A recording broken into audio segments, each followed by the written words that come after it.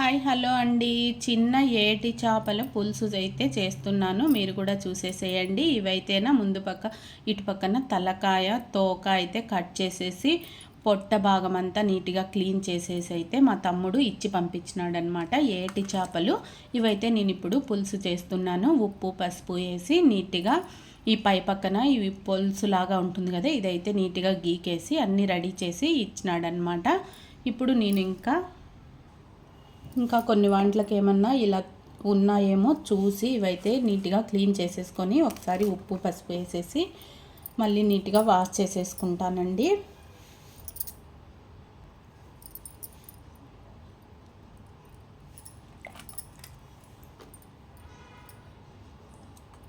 అన్నీ నీట్గానే ఉన్నాయండి, ఏం లేవు, ఒకటో రెండో అలా ఉన్నాయన్నమాట. ఇవైతే క్లీన్ చేసేసి 2 మాటలు వాష్ అయితే చేసేస్తాను.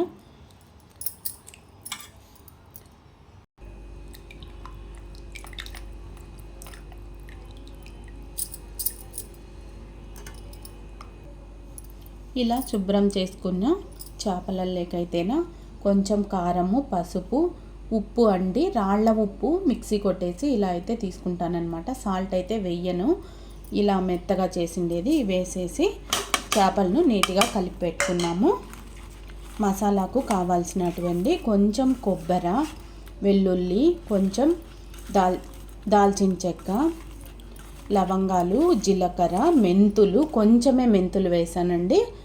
అల్లం అయితే ఒక చిన్న ముక్క తీసుకున్నాను. ఇవైతే కొంచెం అట్లా వేడి పెట్టుకున్నాము, మసాలా వేడి పెట్టుకొని మసాలా అయితే మిక్సీ వేసేసి పక్కన పెట్టేద్దాము. ఈ చేపలన్నిటిని ఇలా అయితే మిక్స్ చేసేసి పక్కన పెట్టేసి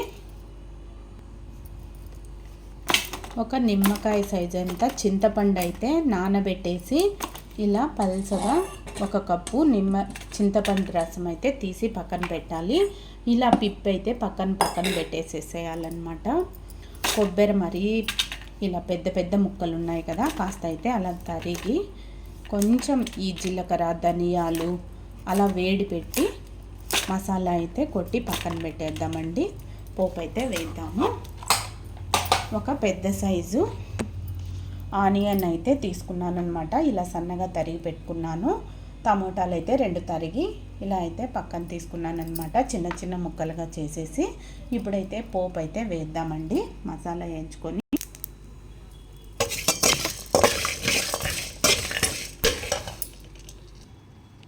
పెనం పెట్టుకొని ఆయిల్ అయితే ఒక కూర గంటమైన ఆయిల్ అయితే వేసాను అనమాట. ఆయిల్ కూడా వేడెక్కింది. ఇప్పుడు ఆనియన్స్ అయితే వేస్తున్నాను.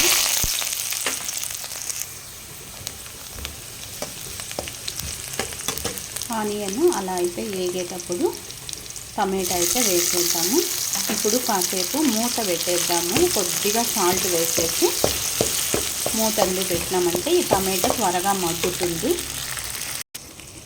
టమాటా అయితే బాగా మగ్గిపోయిందనమాట. ఈ టైంలో కాస్త చిటికెడు పసుపు అయితే వేసి ముందుగా కొట్టి పెట్టుకున్న మసాలాను అయితే వేసి జస్ట్ ఒక 2 మినిట్స్ అయితే వేగనిద్దాం.